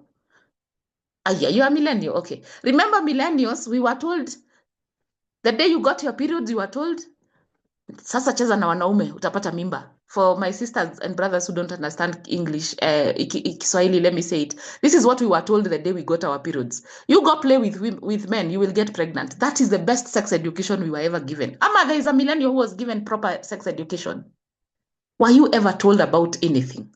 2, did I ever get conversation from my mother about alcohol or about drugs and substances? No. We were not told. So now we are grown up, we got married, and we are told we have to have sex. And sex is stressing us. So we are very confused. We were told it's bad. Now we are married, we have to have it. It is very confusing. This generation, we cannot raise them the same way we were raised. These guys know from the time they are 3 years. A child is not able to talk, but they will tell you they have a boyfriend. We would never have imagined anything about boyfriend, even in past high school. Past high school, you could not talk about boyfriend. So you cannot raise your children the way we were raised. So whether we want to hide behind a church and wait for the Sunday school teacher to tell them, and we want to, again, I am not attacking people in church, but it is where I'm seeing a lot of hypocrisy by the Sunday school teacher and by the church, but we don't want to teach them. All right. Third generation we are raising. You are not wrong at all. Thank you, Monica. We're very eye-opening. Thank you, Carol, for the great insight. You nailed it properly. I am learning to be an intentional parent. Yes, we have to be intentional parents. Thank you, Carol. This is very important information, especially for us mothers. It is, we cannot raise children the way we were raised, and also we cannot pretend we don't see.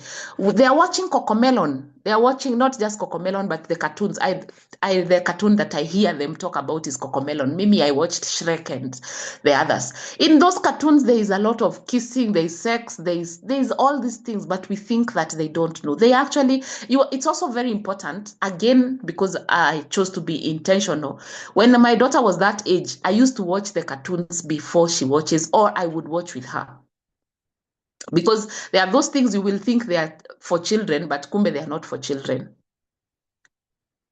Something else I did, which you do not have to copy, but if you want to copy, you can copy. But I'm very proud of it. When my daughter was around, I think 6 years, I took away the TV. And she had no phone. And my brothers were on my case. Everyone was like, Carol, you are too tough on this child. I said, it is my child. I will raise her how I want. Why I took away the screen is because I needed to know who my child is. Because most of us are raising children we don't know. The children are hiding behind the screens. You see this one? Can you see this one? Can you see this? This is a framed photo of her first drawings as a child. This is where she started. The first things that she ever drew as a child, I have framed them there. Because I had noticed my daughter is artistic.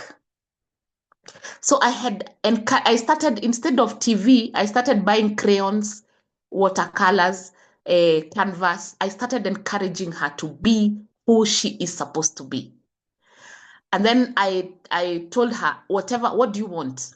She said, I want to learn ballet. I sent her. But I sacrificed for that. Then after that, she told me, I want to learn piano. I said, sawa. I took her to the piano classes. She said, I want to learn guitar. I said, sawa. So she learned to be as artistic as possible. We went for hikes. We went to Mount Kenya with her. She went up to Lenana when she was less than 10 years.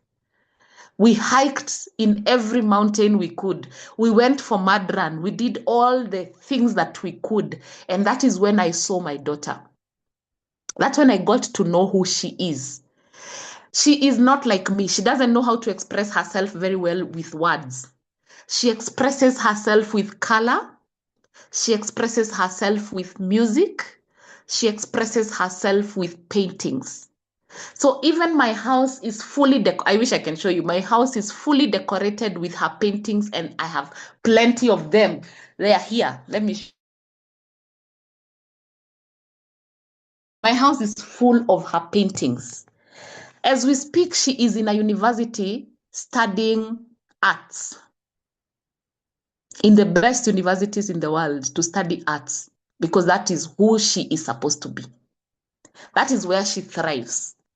So that screen that you are allowing your child to hide behind, you could be hiding your true nature of your daughter or of your son. Maybe that screen you are allowing them to hide behind is keeping them away from who they truly are. I did that intentional parenting because I am a multi-talented child. And I got so confused growing up. I didn't know what I was supposed to. I'm the kind of a child who would never answer the question of what do you want to be when you grow up? Because even today, I am not fully grown, but I don't know what I am. I can be so many things at the same time. Some of us are raising geniuses, but we are hiding them behind the screen. Some of us are raising the best art in the world, but we are hiding them behind the screens. Some of us are hiding the best writers, the best authors are hiding behind Cocomelon. The best engineers, maybe they're hiding behind. I later got her a TV after she did Form 4. She doesn't even bother with the TV. Guess what we do at home? At home, we have chess, we have Scrabble, we have games that connect us. Then when we want movie night, we watch together. we bond together. So being intentional comes with its own fair share of consequences, good consequences and bad consequences, because it means you have to put in a lot of work. I introduced my daughter to herbalism before she started her periods. Of course, by default, my mother is a herbalist, so she had no place to go. She had nowhere to go. So even in high school, in primary school, she would tell all her teachers about herbs. And when she started her periods and she had her menstrual cramps were very painful. And she has also been struggling with eczema in the folded places. She has eczema here, folded places where she's folding. She has struggled. It's not that I'm raising a child who has never experienced health problems. No. We also go through this. But I remember when I was giving her even the bitter things back then, I used to tell her, drink, you will remember me. I used to close her eyes, like her pour like this, na namweka kwa mdomo, and she would tell,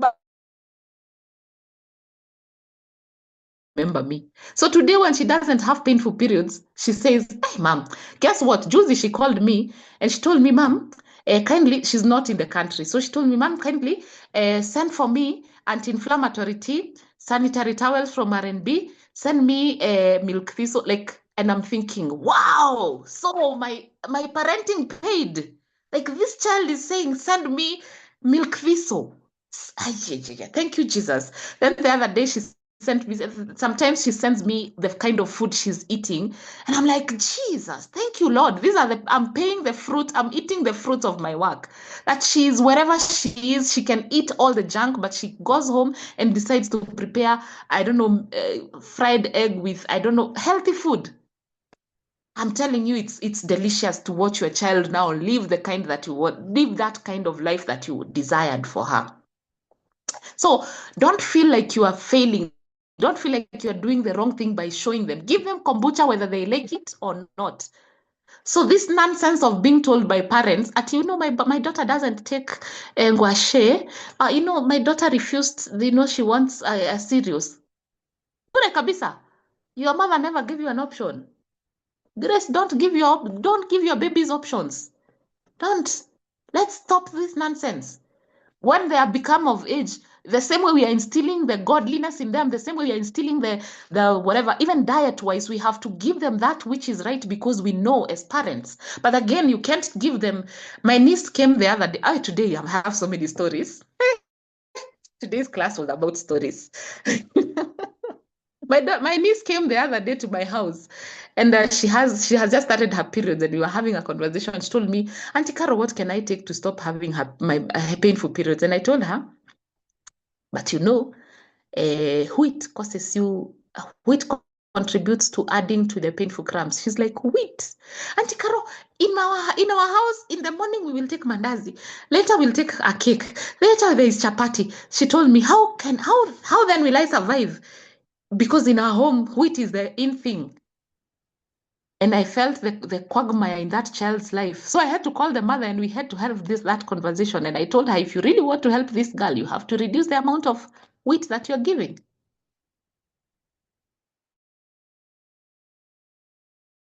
Responsible. So even that diet, give them.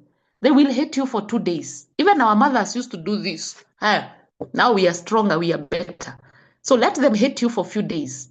Then after that, people will say things. I remember even at some point, my brothers were like, Caro, let your child eat sweets. I'm like, no. I'll give her sweets, but not frequently.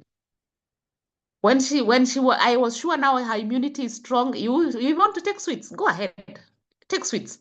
She could only take maybe half and you feel disgusted. You notice when you start living healthy, that junk food starts tasting different and processed food start tasting different. So do not feel like there's nothing you can do. So now let me talk to a parent who will tell me, what about the mother? What about my teenager? They are already teenagers. So how do I start that? You start that. Remember, even teenagers, they are still under your roof.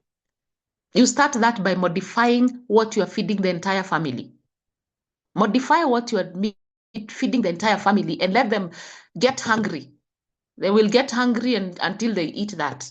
And also remember, you're still the parent. The person maybe you will not be able to influence very, very much is maybe someone who has left your house already, but you can still influence. You're still the mother, you're still the father, you can still influence. So the kind of food that you feed your child from childhood will determine.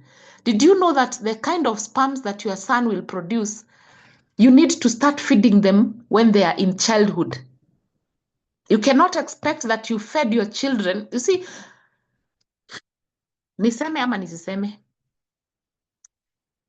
Leo, today, I don't know. Niseme ama nisiseme? Have you seen these children we are raising? An 8-year-old or a 10-year-old who weighs almost 100 kgs, who looks like a kamze. Have you seen the children we are raising? And then we comfortably and happily say, you see, even me as a mother, I was big. You see, these are our genetics, though. There are no genetics that look like that. Genetics will only fuel your. It is your lifestyle that will decide whether you will shoot or not. Let me say that again. Stop blaming genetics. Genetics will only load your gun. The lifestyle you choose is the one that will decide whether you will shoot or not. So that child you are telling me that it is genetics, go back and see the kind of feeding that you introduced to that child. And did you also know that how you relate with food is an indication of your emotional well-being? If you want to know that, go and read this book. Go look for this book, and it is available online. Women, Food, and God. Some of us have a very unhealthy relationship with food from childhood. A child who did not know how to deal with their emotions. A child who watched their parents, a child who was frustrated by their parents' inability to express emotions. They take their frustrations out on food. They become gluttonous or they overeat. So any person who overeats, they have an emotional problem. I was suffering from that. Mimi, Caro, I had that problem. Other than praying for myself, because I had to lay hands on myself and say, God, I am tired of eating even when I'm not hungry. It's because I didn't know where to take those emotions. Your relationship, even people who refuse to eat, people with bad appetite, is because their emotions were suppressed. And they didn't know how to relate with food. So they ran away from food. Their appetite is down. So whether your emotional well-being as a child.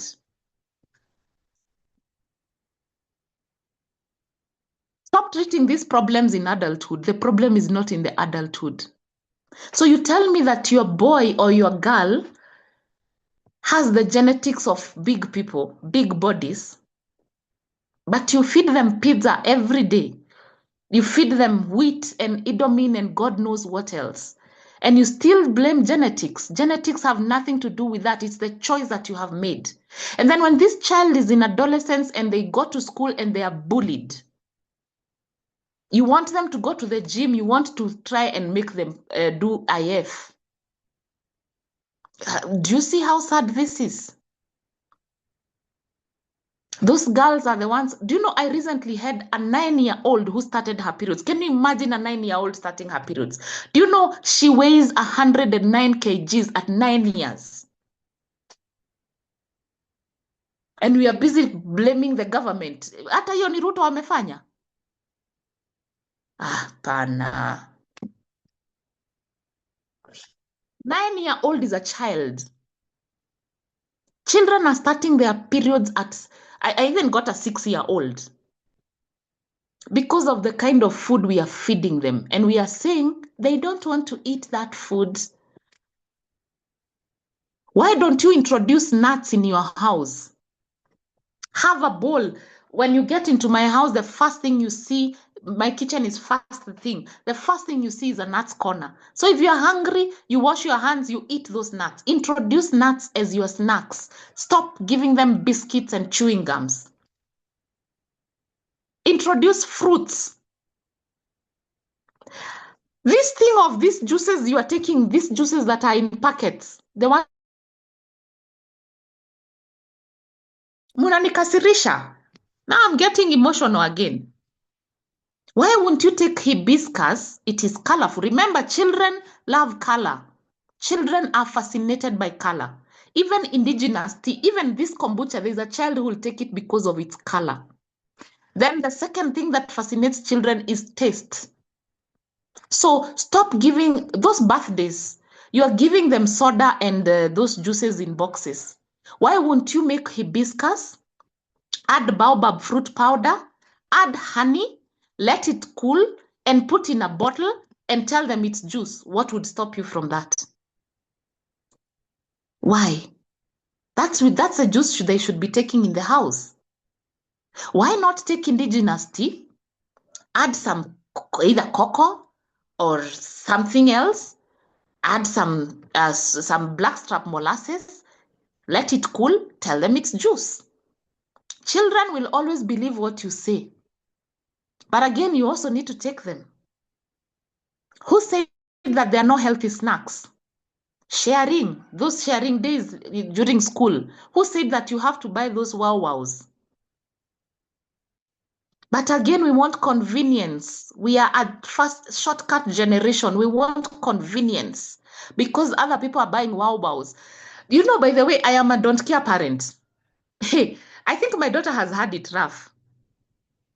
Because when others were being brought for junk food, I was not taking junk food. When the day we are told come for parents meeting and no food, I would never take food to school. If we are told, you see, that's the nonsense we are doing. You want your daughter to follow your rules, but you don't want to follow your teacher's rules. You are told come on Friday, it's a parents meeting day, come at 4 a.m., 4 p.m., okay, 10. You go at midday and you carry food, then you call your daughter in the car and you hide her to eat the food, kwani she will die for one day. Then when she comes home, you want her to follow your rules. How will she follow your rules if you cannot follow the rules of the teachers? Unfortunately, I am a very permissive parent, but I'm very, very strict. So I remember in high school, she knows, even today, she's like, "Ay, mom, lakini, you know, you are a head girl." Yes, I was a head girl, but that is not the reason. I will not walk into a school and you come meet me as the child who has untucked their shirt and they are looking shoddy. If my mother is coming to school, I have to dress up. She knew.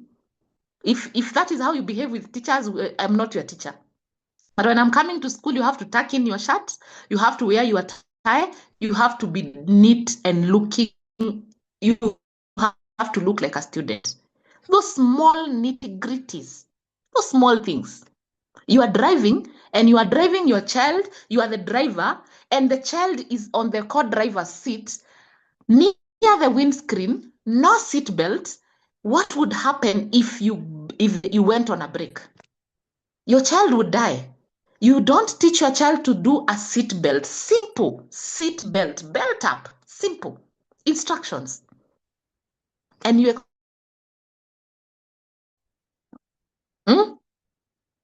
raising healthier children in the most naturopathic ways.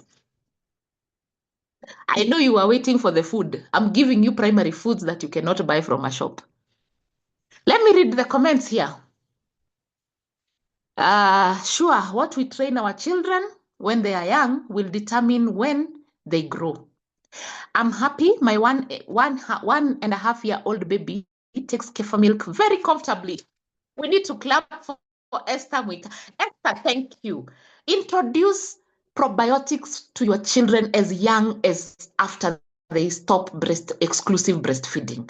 Probiotics are for a human being. Only two people should not take probiotics: if you are a child who is breastfeeding exclusively, or if you are dead. So if you are dead, don't drink probiotics. Esther, well done. Thank you. When it comes to healthy eating, it's either my way or the highway. My girl used to be overweight and the biggest in her class. Since I started healthy eating, her weight is balanced. She's vibrant and happy now. This is another clap for Margaret Wamboy. Thank you, Margaret. Thank you so much. We celebrate you and we say it is doable. It is very doable. It's very doable. Kate, Mwathani. So, Madam, today I am very emotional, Sally. Oh my, 9 years. Please forgive us. We didn't know. Now we know. Thank you, Carol. I'm glad, Monica, you are willing to learn. Thank you so much, Monica. For sure, we blame our leaders, even over things that are under our control. Olivia, thank you for saying that. We blame and we are quick to take our children to hospital. Yet we have the answers. The more you give your children those paracetamols, the more you give your children those syrups, the more you suppress their immune system. Help them strengthen their immune system. Those with consistent tonsillitis, if you introduce probiotics to your children, they will not have tonsillitis. If you keep boosting their immune system, we have best ways of boosting their immune system. Grace, kindly, if you can, on the chat box, write for me that remedy you gave us the other day that you gave your children about, is it black seed and ginger shot? Write for me so that we can share with other parents. Stop taking your children to hospital so often, because every time they go, they will be given some medication. Instead, help those children's body to recover naturally. Sawa. Because you're also blaming even doctors, you're blaming everyone. But we are not blaming ourselves. We are not looking at it ourselves. What is the name of that book? The book is called Women, Food, and God. Thank you. Women, Food, and God. It's by Gin. I'll put it on the WhatsApp. Make sure you're on the WhatsApp. And she has several other books that would really interest you. There's also another one that I'll share with you. This one, it's called The Body Ecology, Guide to Growing Younger, Anti-Aging Wisdom for Every Generation. This one would, you keep asking me why I look younger. Some of the nuggets are here. Here. And I bought it at Textbook Center so you can find it. Let me read these comments. What is okay? I have a relative who, during their kids' birthdays, they never serve any drinks or snacks. If you're hungry, eat food and drink water. Amazing. You are telling me it's doable. When it is doable, Cindy Kabisa. Children are 90% of what we do and 10% of what we say. Amazing. That is true. Aha. So this is what to use for Homa with the kids. Okay, so there's a remedy here which has been shared by Prebel Limited. Black seed oil. Maigoya is Cuban oregano, turmeric, ginger, black pepper, lemons, a bit of honey, and that's what she uses for that. If you're in a place you can share, you can just briefly describe to the parents how you prepare it, and then they can prepare it. I will do that. Shelly, thank you, Carol. This is real awakening. Yes, it is. It is. I'm glad that we are getting awakening. Prebel, are you in a position to share? You can share with us the remedy we see.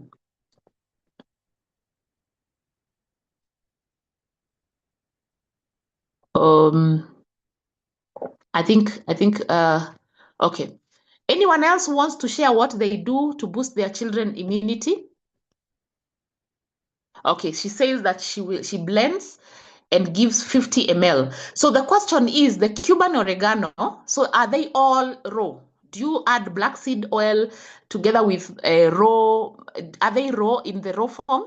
Do you do them in raw form?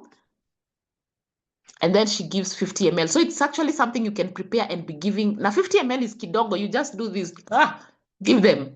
Even ginger shot. So for me, I think ginger shot has really worked even for my daughter during periods and inflammation and such things. So ginger shot is one of the things that so Grace also shares that she mixes ginger shot and a tablespoon of black seed. So ginger shot, what quantities, Grace? Is it a tablespoon versus a tablespoon?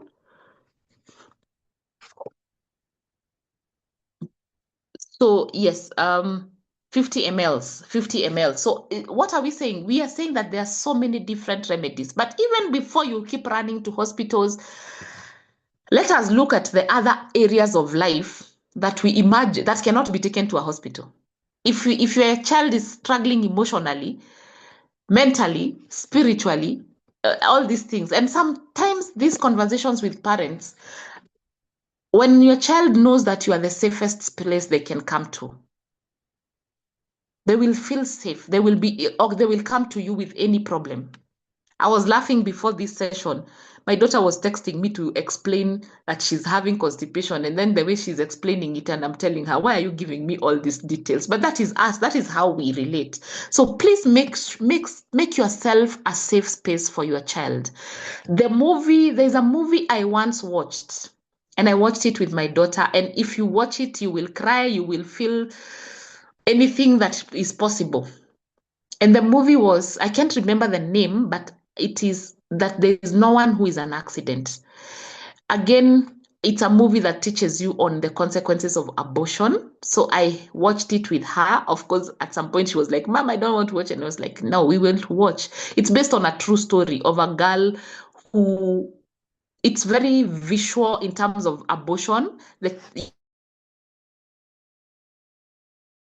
moral of the movie was the child needs to know that no matter what happens wherever you are, I am a safe space. You can come to me. Because the girl kept aborting because she didn't have a safe, she couldn't go to her mother. And it is a Christian movie, so you can watch. It's a Christian movie. I will look for the title and share on the WhatsApp group to see if you can be able to find it. I don't know whether it's still there because I think we watched it like 5 or 6 years ago. And it's a very good movie. So you can also teach your children through media. So media is not bad. It's how to use it. This is the last story I'm telling you. Last story. Leo nimewapea ma story sana. I've given you so many stories. When COVID came, my daughter was in class 8. And I had said I will not buy her a phone until Form 4. I had told myself those lies because I wanted to raise her like a millennial, but I forgot she's not a millennial. So COVID came, and my father had spoiled my daughter. He nearly spoiled my daughter. He had spoiled her, I think. That happens with most grandparents. They overlove, they compensate. The love they never give you, they come and give your child. So you also have to have boundaries with your grandparents. Some grandparents, you allow them, they will do career. So my daughter, now they went home for the COVID time, and she had to get a phone. I still remember I was very hesitant. It is my father who bought the phone against my will. And when the phone came, we are two very weird people we are among the people who, when we had the word COVID, we hid in the house for 3 months. We stayed in the house for 3 months without knowing that people were still moving out. We are the people who had bought tissues and everything and stayed in the house for 3 months. Teach her lesson. I have learned not to teach her lessons verbally. I use actions. I called her to my room and I showed her my M-Pesa, my phone. By that time, I was working from my phone.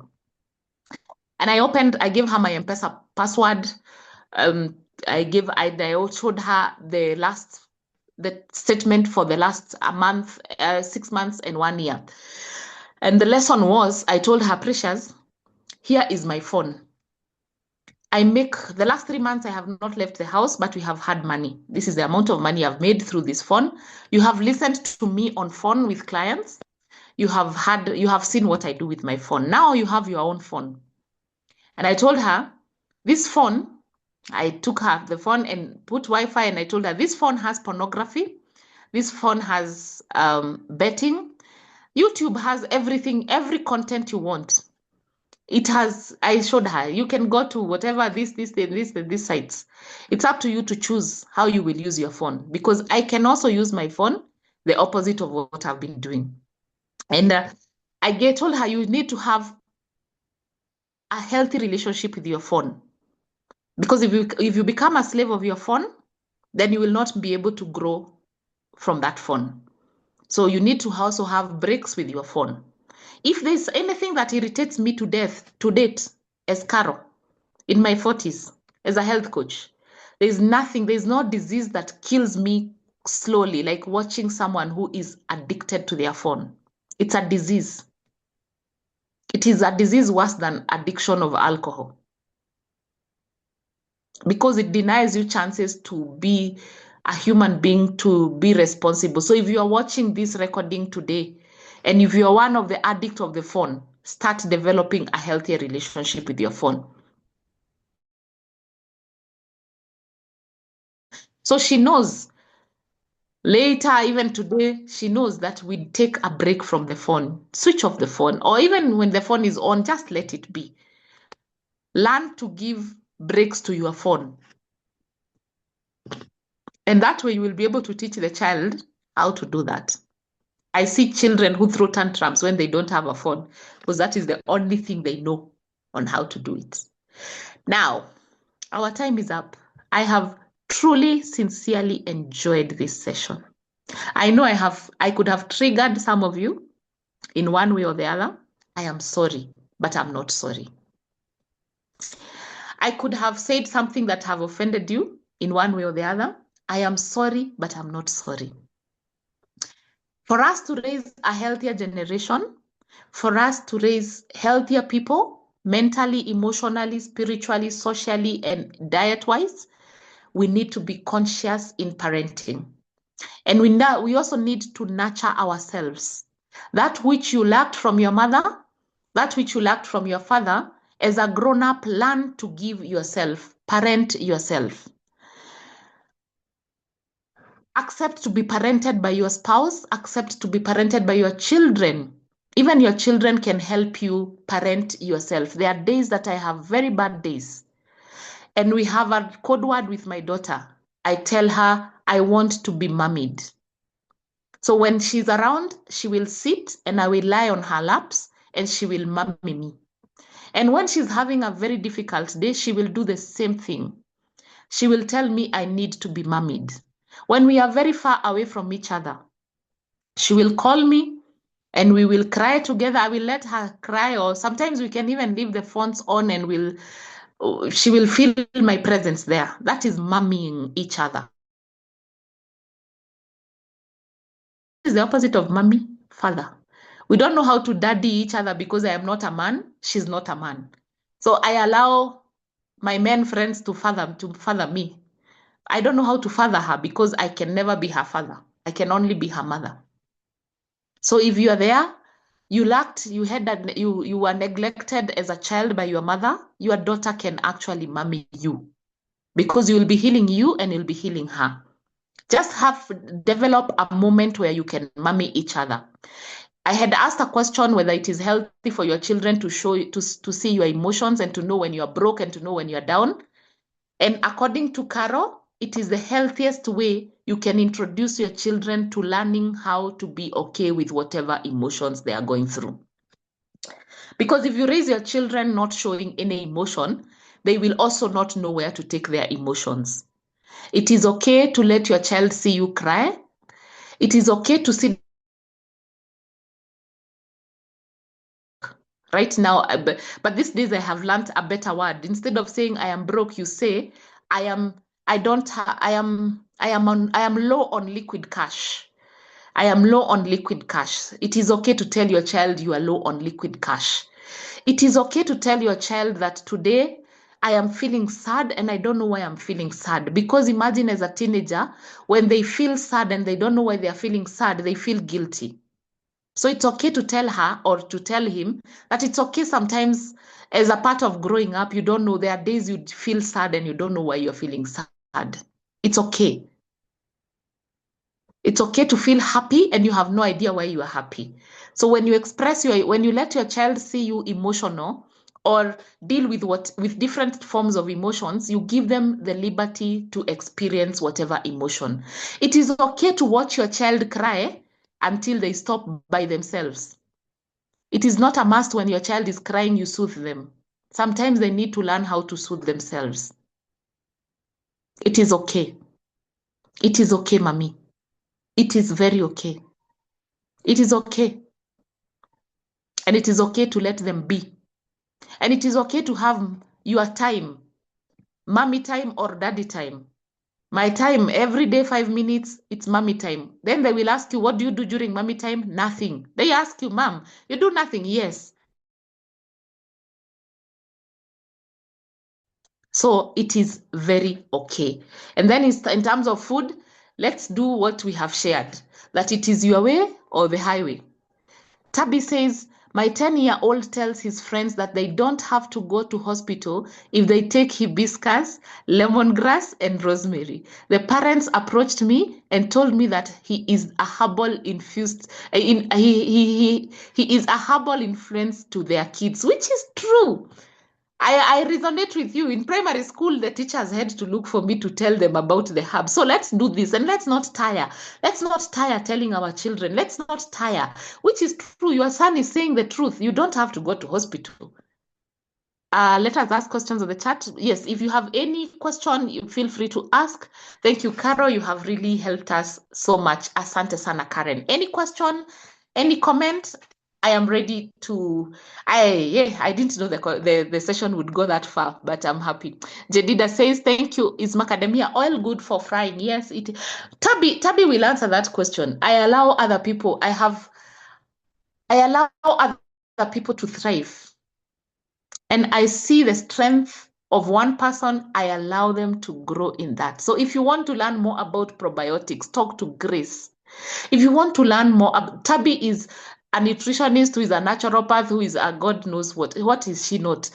Anything to do with food preparation, talk to Tabi. She will sort you out. So I don't know everything. And also, let's take these questions to the WhatsApp groups. The WhatsApp groups are there. I've seen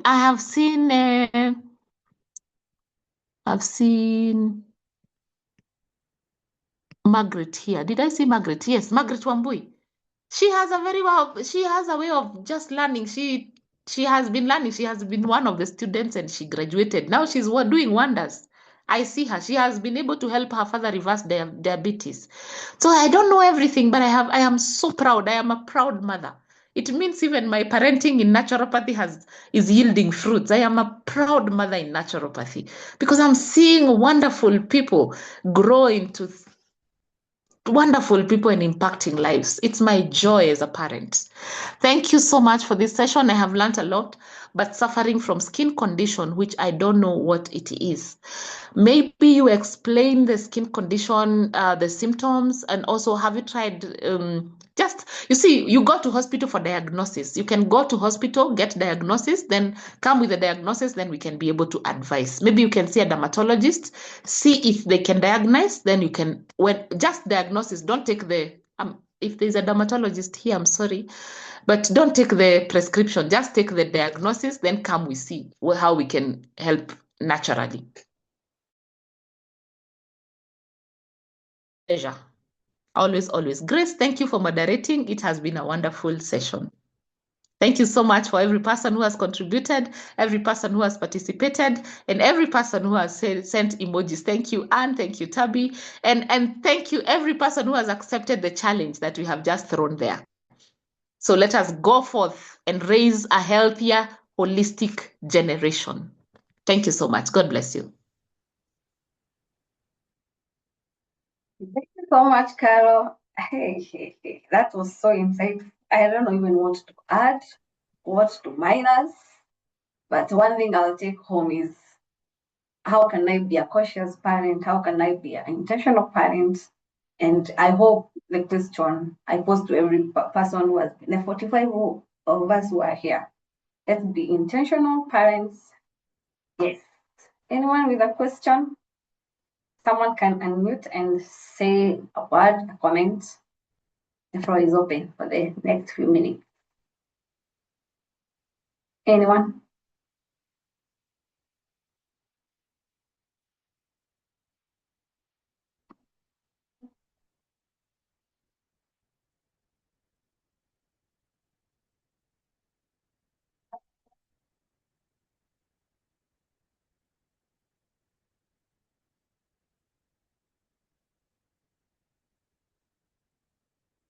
We have a question from Hetty Wagoge.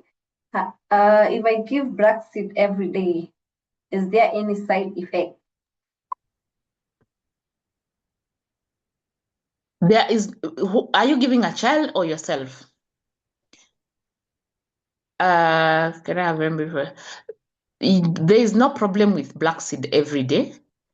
However, everything, when it's done too much, it can be poisonous. My advice, and this is how I do it, you can choose whichever. We agreed when we were starting the session, nothing is cast on stone. Okay, this is how I do it.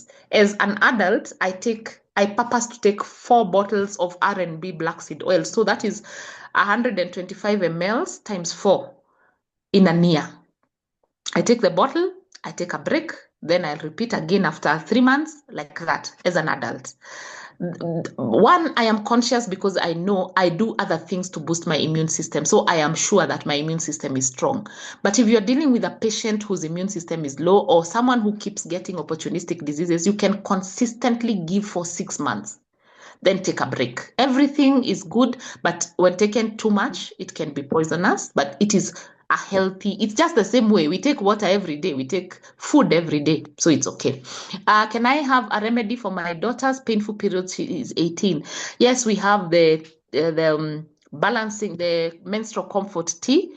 We have a menstrual comfort tea in R&B. You can talk to the R&B team. They will sort you out. But at the same time, talk to your daughter in terms of reduce completely.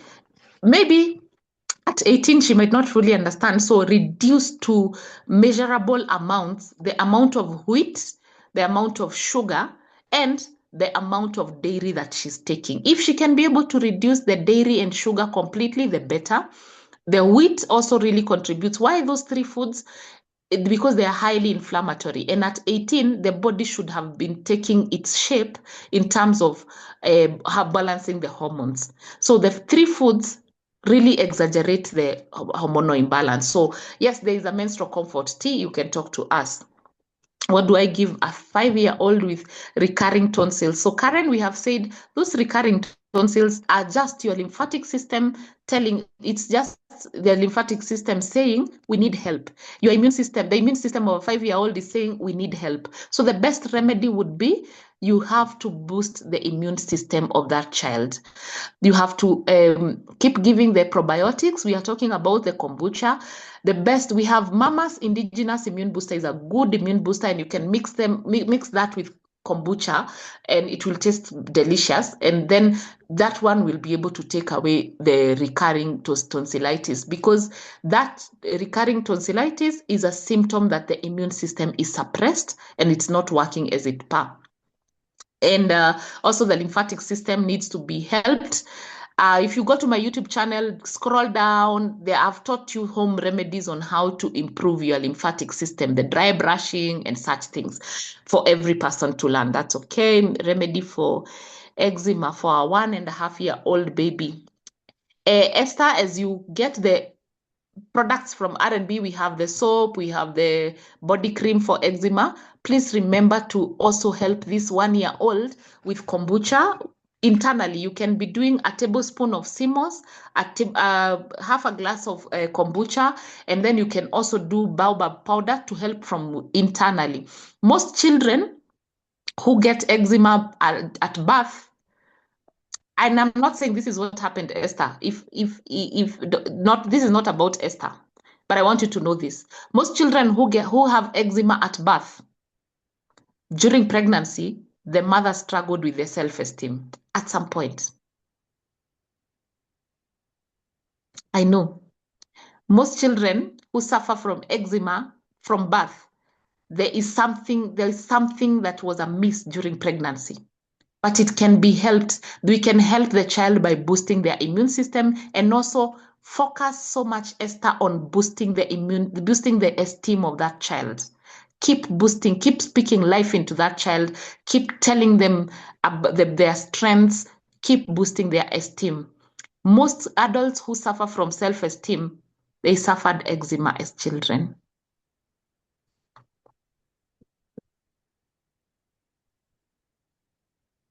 Mwende, I will ask Tabi to answer that question. Curious is if brown rice in place of white rice is really makes sense. I will leave that for Tabi to answer. Tabi Hayes will answer that question. Let's take the questions to the WhatsApp group. I have a men forum that I have to go to. Today we are going to talk about mental health with men in Ruiru. So allow me to leave, and we shall meet the next time. Sawa, we'll break for like 30 minutes so that we can start our afternoon session. I'll be sharing the link. So let's unmute our mic and end with the words of the grace. We meet in the WhatsApp group. And may the grace of our Lord Jesus Christ and the love of God and the and the love of God fellowship of the and Holy the Spirit Holy Spirit be be with with us us now now and and forevermore. forevermore. Amen. Amen. And thank you so much. See you in the afternoon session.